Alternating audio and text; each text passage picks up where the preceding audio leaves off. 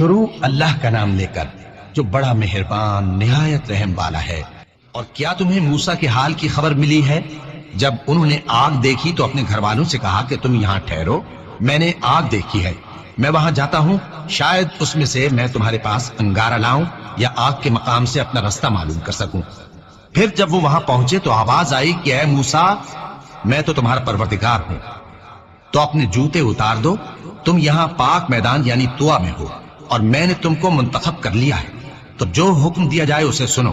بے شک میں ہی اللہ ہوں، میرے سوا کوئی معبود نہیں، تو میری عبادت کیا کرو اور میری یاد کے لیے نماز پڑھا کرو۔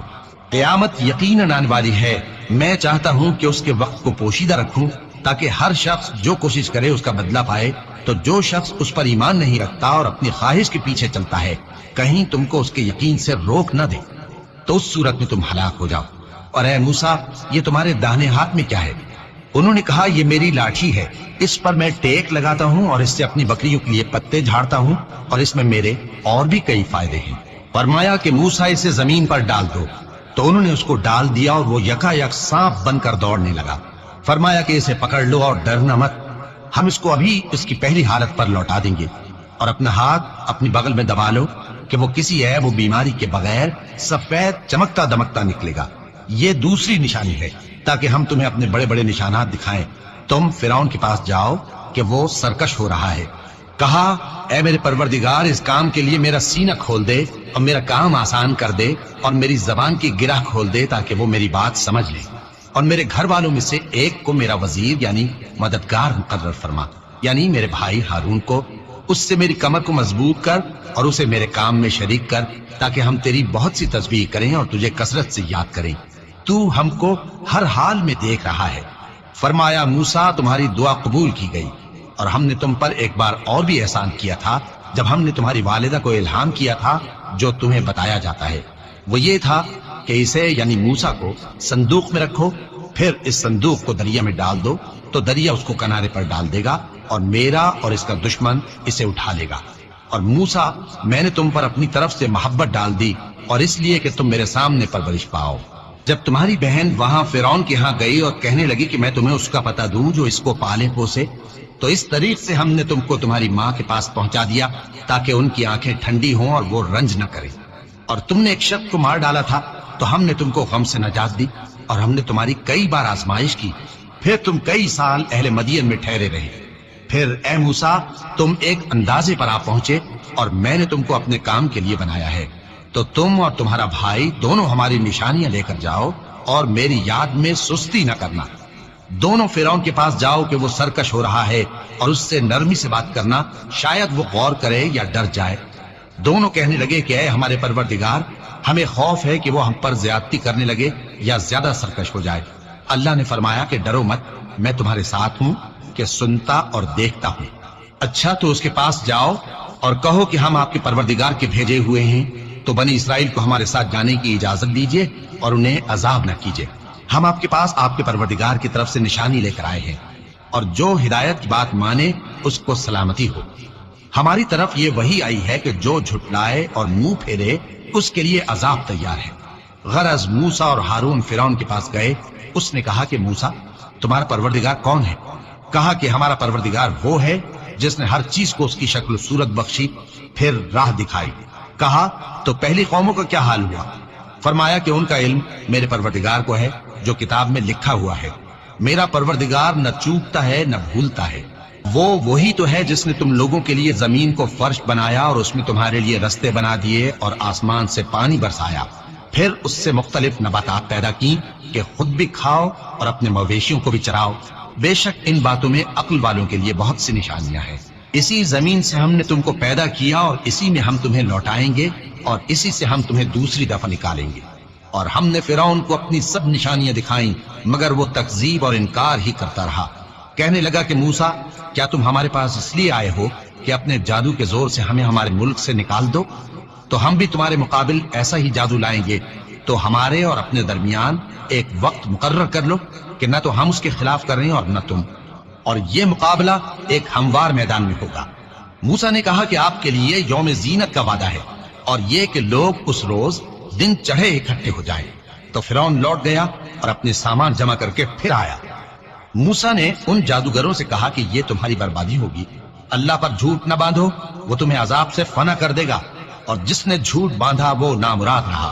تو وہ باہم اپنے معاملے میں جھگڑنے اور چپکے سرگوشی کرنے لگے، کہنے لگے یہ دونوں جادوگر ہیں، چاہتے ہیں کہ اپنے جادو کے زور سے تم کو تمہارے ملک سے نکال دیں اور تمہارے بہترین مذہب کو نابود کر دیں۔ تو تم جادو کا سامان اکٹھا کر لو اور پھر قطار باندھ کر آؤ، آج جو غالب رہا وہی کامیاب ہوا۔ جادوگر بولے کہ موسیٰ، یا تو تم اپنی چیز ڈالو یا ہم اپنی چیزیں پہلے ڈالتے ہیں۔ موسیٰ نے کہا بلکہ تم ہی پہلے ڈالو۔ جب انہوں نے چیزیں ڈالی تو یکا یک ان کی رسیاں اور لاٹھیاں موسیٰ کے خیال میں ایسی آنے لگی کہ وہ میدان میں ادھر ادھر دوڑ رہی ہیں۔ اس وقت موسیٰ نے اپنے دل میں خوف محسوس کیا۔ ہم نے کہا خوف نہ کرو، بلا شبہ تم ہی غالب رہو گے، اور جو چیز یعنی لاٹھی تمہارے داہنے ہاتھ میں ہے اسے ڈال دو، کہ جو کچھ انہوں نے بنایا ہے اس کو وہ نگل جائے گی۔ جو کچھ انہوں نے بنایا ہے یہ تو جادوگروں کے ہتھ کنڈے ہیں، اور جادوگر جہاں بھی جائے کامیاب نہیں ہوگا۔ اس پر جادوگر سجدے میں گر پڑے، کہنے لگے کہ ہم موسیٰ اور ہارون کے پروردگار پر ایمان لائے۔ فرعون بولا کہ پیشتر اس کے کہ میں تمہیں اجازت دوں تم اس پر ایمان لے آئے، بے شک یہ تمہارا بڑا یعنی استاد ہے جس نے تم کو جادو سکھایا ہے، سو میں تمہارے ہاتھ اور پاؤں مخالف سمت سے کٹوا دوں گا، اور تم کو کھجوروں کے تنوں پر سولی چڑھوا دوں گا، اور تم کو معلوم ہوگا کہ ہم میں سے کس کا عذاب زیادہ سخت اور دیر تک رہنے والا ہے۔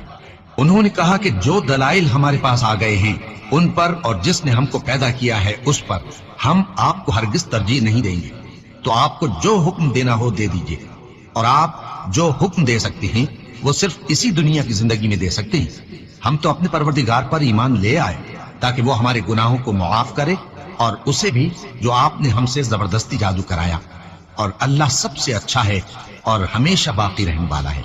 جو شخص اپنے پروردگار کے پاس گناہگار ہو کر آئے گا تو اس کے لیے جہنم ہے جس میں نہ وہ مرے گا نہ جیے گا، اور جو اس کے روبرو ایماندار ہو کر آئے گا اور عمل بھی نیک کیے ہوں گے تو ایسے لوگوں کے لیے اونچے اونچے درجے ہیں، یعنی ہمیشہ رہنے کے باغ جن کے نیچے نہریں بہ رہی ہیں، ہمیشہ ان میں رہیں گے، اور یہ اس شخص کا بدلہ ہے جو پاک ہوا۔ اور ہم نے موسیٰ کی طرف وہی بھیجی کہ ہمارے بندوں کو راتوں رات نکال لے جاؤ، پھر ان کے لیے سمندر میں لاٹھی مار کر خشک رستہ بنا دو، پھر تم کو نہ فرعون کے آ پکڑنے کا خوف ہوگا اور نہ غرق ہونے کا ڈر۔ پھر فرعون نے اپنے لشکروں کے ساتھ ان کا تعاقب کیا تو سمندر کی موجوں نے ان پر چڑھ کر انہیں ڈھانک لیا یعنی ڈبو دیا، اور فرعون نے اپنی قوم کو گمراہ کر دیا اور سیدھے رستے پر نہ ڈالا۔ اے آل یعقوب، ہم نے تم کو تمہارے دشمن سے نجات دی اور تورات دینے کے لیے تم سے کوہ طور کی داہنی جانب مقرر کی، اور تم پر من اور سلوہ نازل کیا، اور حکم دیا کہ جو پاکیزہ چیزیں ہم نے تم کو دی ہیں ان کو کھاؤ اور اس میں حد سے نہ نکلنا، ورنہ تم پر میرا غضب نازل ہوگا، اور جس پر میرا غضب نازل ہوا وہ ہلاک ہو گیا۔ اور جو توبہ کرے اور ایمان لائے اور عمل نیک کرے پھر سیدھے رستے چلے اس کو میں بخش دینے والا ہوں۔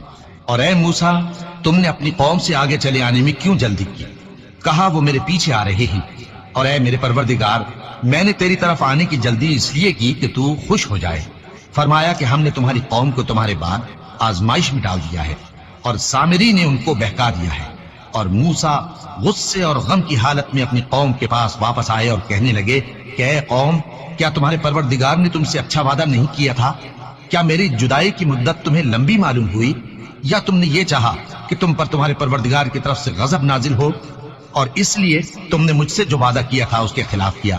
وہ کہنے لگے کہ ہم نے اپنے اختیار سے آپ سے وعدہ خلافی نہیں کی، لیکن ہم ان لوگوں کے زیوروں کا بوجھ اٹھائے ہوئے تھے، پھر ہم نے اس کو آگ میں ڈال دیا، اور اسی طرح سامری نے ڈال دیا۔ تو اس نے ان کے لیے ایک بچڑا بنا دیا، یعنی ایک بے جان جسم جس میں گائے کسی آواز تھی۔ تو لوگ کہنے لگے کہ یہی تمہارا معبود ہے اور یہی موسیٰ کا معبود ہے، مگر وہ بھول گئے ہیں۔ تو کیا یہ لوگ نہیں دیکھتے کہ وہ ان کی کسی بات کا جواب نہیں دیتا اور نہ ان کے نقصان اور نفع کا کچھ اختیار رکھتا ہے؟ اور ہارون نے ان سے پہلے ہی کہہ دیا تھا کہ لوگوں، اس کے ذریعے تمہیں فتنے میں ڈال دیا گیا ہے، اور تمہارا پروردگار تو رحمان ہی ہے، تو میری پیروی کرو اور میرا کہا مانو۔ وہ کہنے لگے کہ جب تک موسیٰ ہمارے پاس واپس نہ آئے ہم تو اس کی پوجا پر قائم رہیں گے۔ پھر موسیٰ نے ہارون سے کہا کہ اے ہارون، جب تم نے ان کو دیکھا تھا کہ گمراہ ہو گئے ہیں تو تم کو کس چیز نے روکا تھا؟ یعنی اس بات سے کہ تم میرے پیچھے چلے آؤ، بھلا تم نے میرے حکم کے خلاف کیوں کیا؟